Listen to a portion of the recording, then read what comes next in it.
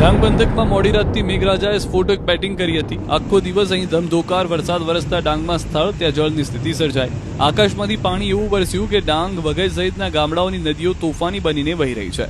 પાણીનો પ્રવાહ એટલો પ્રચંડ કે એની આડે જે આવ્યું તે બધું જ તણાઈ જાય છે। વઘઈના જાવડા ગામમાં તો પાણીનો એવો પાવર જોવા મળ્યો કે કોઝવેથી લઈને બધું જ ડૂબી ગયું। ચારે બાજુ પાણી જ પાણી નજરે પડ્યું।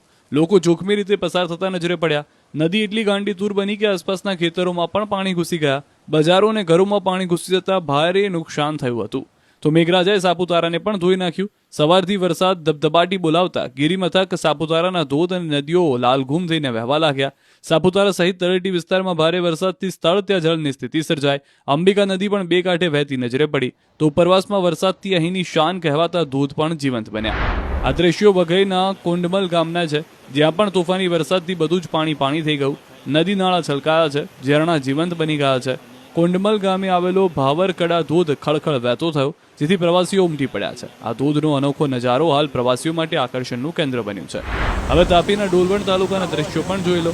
મેઘરાજા રાજી થઈને ધોધમાર વરસી પડતા ઓલણ નદી ગાંડીતુર બની ગઈ હતી। પંચોલ આશ્રમ નજીકથી વહેતી ઓલણ નદીનું ભયાનક રૂપ જોવા મળ્યું। નદીના ફૂફાડા મારતા પાણીમાં બધું જ તણાઈ ગયું। ગામના પુલ પર પણ પાણી ભરી વળતા વાહન વ્યવહાર બંધ થયો હતો। પંચોલ આશ્રમમાં પણ પાણી ભરાઈ જતા વિદ્યાર્થીઓ ફસાયા હતા। તેમનું રેસ્ક્યુ કરવામાં આવ્યું હતું તો ગામમાં પણ પાણી ઘૂસી જતા ભારે ખાના ખરાબી થઈ હતી। ખેતરો પણ બેટમાં ફેરવાયા હતા। ગુજરાત માટે 72 કલાક ભારે। મેઘરાજાની બીજી ઇનિંગ વિસ્ફોટક હશે। ઉત્તર, મધ્ય અને પૂર્વમાં ધમાકેદાર પડશે। ગુજરાતમાં અત્યાર સુધી મેઘરાજાએ વિસ્ફોટક બેટિંગ કરીને અનેક વિસ્તારો પાણી કરી નાખ્યા છે। ધુઆધાર બેટિંગ કરતા બધું જ પાણી થઈ ગયું છે। ત્યારે જુલાઈ માસમાં પણ જળ વિસ્ફોટ થવાનો છે। મેઘરાજા ખમૈયા કરવાના મૂડમાં તો જરા પણ નથી। ઉપરથી ડબલ પ્રહાર સાથે આગામી 72 કલાક ત્રાટકવાના છે, તેની આગાહી હવામાન વિભાગે કરી છે। આગાહી મુજબ 2 જુલાઈ અને 3 જુલાઈ ભારેથી ભારે વરસાદ પડવાની સંભાવના છે। આખા ગુજરાતને મેઘરાજા ગમરોળી નાખશે। 6 જિલ્લામાં ભારેથી ભારે વરસાદ થઈ શકે। વલસાડ, નવસારી, દાહોદ, મહીસાગર, અરવલ્લી, સાબરકાંઠામાં ભારેથી ભારે વરસાદ પડી શકે। બીજી તરફ હવામાન નિષ્ણાંત અંબાલાલ પટેલે 72 કલાક ભારે વરસાદ પડશે તેવી આગાહી કરી છે। તેમના અનુમાન મુજબ 72 કલાકમાં મોન્સૂન ધરી દક્ષિણાવર્ત થશે। ઉત્તર, મધ્ય અને પૂર્વના ભાગમાં અતિ ભારે વરસાદ થઈ શકે।